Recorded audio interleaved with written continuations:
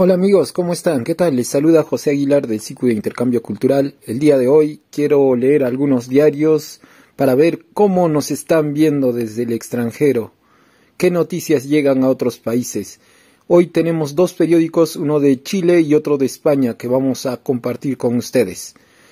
El primero es del diario La Tercera de Chile y veamos qué dice. ¡Comencemos! Del diario La Tercera de Chile. Fernando Tuesta, cientista político.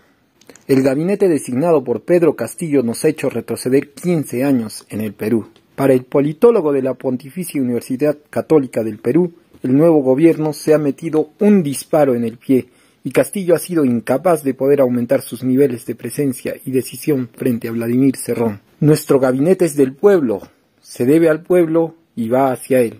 Con esas palabras escritas en su cuenta de Twitter, el presidente del Perú, Pedro Castillo, defendió en la madrugada de hoy la designación de su gabinete, que ha enfrentado duras críticas. Nuestro compromiso es con el Perú y con ningún otro interés que no fuera el de dedicar todos y cada uno de nuestros esfuerzos a construir un país juntos, libre y digno. No defraudaremos la confianza, añadió. El mandatario, quien anoche nombró 16 ministros, dejando en suspenso las carteras de Economía y Justicia, participó hoy en la mañana en una misa para luego asistir a una ceremonia militar en el cuartel general del Ejército. Tras una juramentación simbólica en Ayacucho, Castillo juramentó ayer a Guido Bellido como primer ministro. El congresista de Perú Libre está siendo investigado por apología al terruquismo. Su nombramiento, que tiene que ser aprobado por el Congreso, fue duramente criticado por diversos sectores. Generó un terremoto político para el mandatario, que tuvo que hacer cambios en los nombres de su gabinete. En medio de este escenario, el politólogo de la Pontificia Universidad Católica, Fernando Tuesta, conversó con La Tercera para analizar los nombramientos de Castillo. ¿Cómo evalúa el gabinete que fue nombrado el jueves en la noche? Lo más importante es el nombramiento de Guido Bellido como primer ministro, porque ya los ministros pasaron a segundo plano. Ya el solo nombramiento es un problema, que lo único que ha posibilitado es que el rechazo sea unánime. Basta ver las portadas de los diarios de hoy. Todos reprueban el nombramiento de un personaje que en realidad su única virtud es estar cerca de Vladimir Cerrón, líder del partido oficialista, y ser parte de Perú Libre. No tiene experiencia en el gobierno. Es un congresista que no ha sido capaz de generar coalición para el gobierno que sea mayoría. Un personaje que además tiene declaraciones de apología del terruquismo. Un personaje homofóbico, misógino. Es casi una provocación y así lo han sentido varios voceados ministros que se retiraron, que eran los ministros de las carteras más importantes y que tenían un cierto nivel entonces. Lo que tenemos ahora es que Perú cambió de un día para otro, porque el 28 de julio el mensaje del presidente Pedro Castillo, con algunas observaciones que siempre se pueden hacer, era un mensaje presidencial alentador, tranquilizador e incluso para los mercados, y que tenía que completarse con un gabinete que pudiera llevar adelante estas propuestas. No ha sido así. Roger Nájar, que era la anterior propuesta del partido, era una persona que fue tremendamente criticada por sus antecedentes personales. Pero cambiar de Nájar a Bellido es pasar de Guatemala a Guatepeor. Esa ha sido lastimosamente la situación. Y ahora estamos delante casi de una pesadilla, porque lo que se viene no pinta bien. ¿Y qué se viene? ¿Qué se viene? Al otro lado tenemos un Congreso opositor y varios tienen sangre en el ojo. El gobierno se ha metido un disparo en el pie y sobre todo Pedro Castillo ha sido incapaz de poder aumentar sus niveles de presencia y decisión frente a un Vladimir Cerrón, dueño del vientre de alquiler del cual postuló. Pero no tiene cargo y no puede tener cargo, sin embargo ha ganado Cerrón. ¿Cuál cree que puede ser la estrategia de Cerrón al presionar por los nombramientos para el gabinete? ¿Cree que el Congreso rechace las designaciones?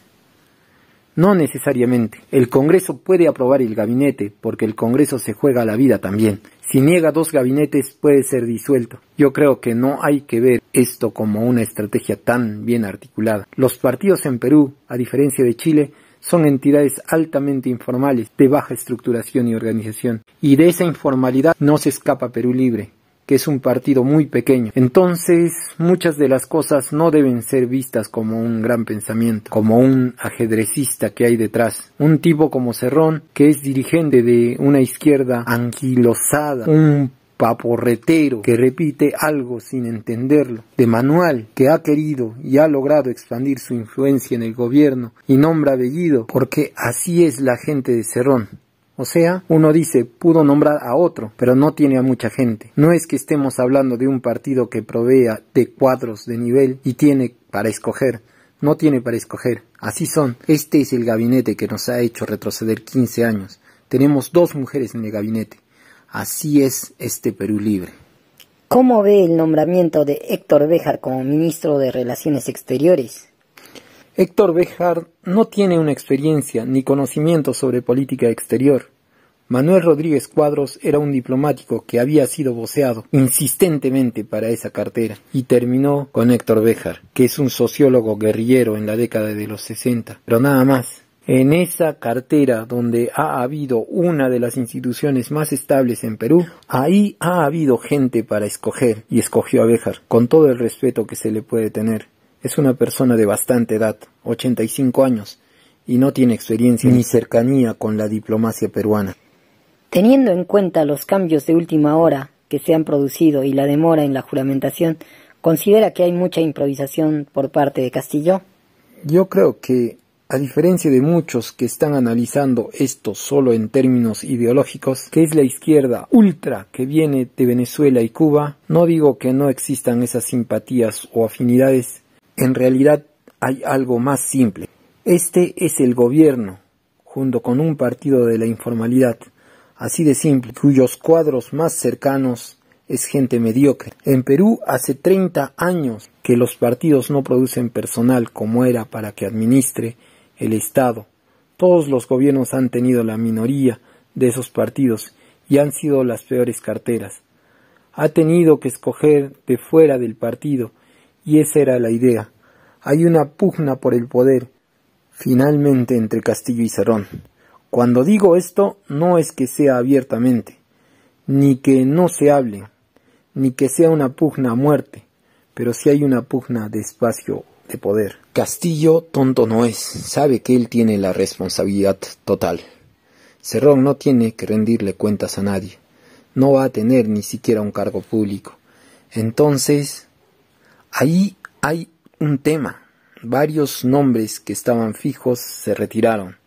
Pedro Franque, que era una persona que daba tranquilidad, un personaje de izquierda moderada, un profesor universitario, pero además con conocimientos del sector público, con propuestas que tranquilizaban a los mercados. Se retira porque está en desacuerdo con el nombramiento de Bellido. Igual Avelino Guillén, que fue fiscal, una persona intachable. ¿Qué economista serio le puede aceptar el encargo de ministro de Economía o de Justicia? Está difícil. Bueno, eso ha sido todo el relato que ha recogido el diario La Tercera de Chile. Ahora tendríamos que pasar a ver qué nos dicen desde España los partidos políticos. Y vamos, adelante. Vox denuncia que Castillo declara la guerra a la civilización con un discurso que solo se explica desde la ignorancia de la estupidez. El vicepresidente de Vox y diputado nacional Víctor González expresó algunas palabras.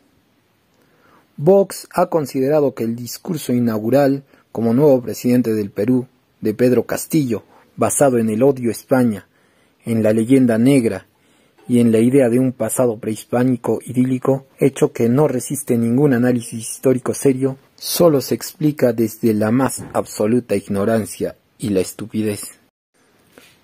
Así, el vicepresidente de Vox y diputado, Víctor González, ha denunciado en declaraciones a la Gaceta de la Iberósfera que Castillo omitiera la barbarie prehispánica, los niños sacrificados y los pueblos esclavizados, y llamará colonia al virreinato, un virreinato como los que había en la península ibérica, con unos territorios unidos, mestizos, llenos de prosperidad y ley, en un discurso que fue aplaudido de manera enérgica por su bancada Perú Libre, un partido cuyo ideario reivindica el pasado prehispánico como único componente identitario del Perú. Pedro Castillo revive el odio a España para desarticular la identidad peruana y complacer al comunismo bolivariano. Lo que el presidente olvida es que uno de sus apellidos, su idioma, los usos y costumbres de sus padres y un largo etcétera, incluso su sombrero, vienen de esa historia que nos une con España. Ha señalado al tiempo que ha tildado de insulto a millones de peruanos y millones de españoles la intervención de Castillo, en el que ha construido sobre la mentira un relato ofensivo e impropio de un jefe de Estado. Así considera que los peruanos han tenido que escuchar a su presidente, que les ha prometido un futuro lleno de comunismo y rituales paganos. A su juicio, ellos y el mundo ya saben que ha llegado otro presidente comunista, y que eso significa persecución, represión y ruina, miseria para el pueblo. Por su parte, el eurodiputado Herman Tertsch ha denunciado la desolación en Lima por el discurso de Castillo, un presidente que declara la guerra a la civilización. Torpes delirios de Hugo Chávez, pero sin petróleo, traerán rápido a Perú el hambre y la dictadura.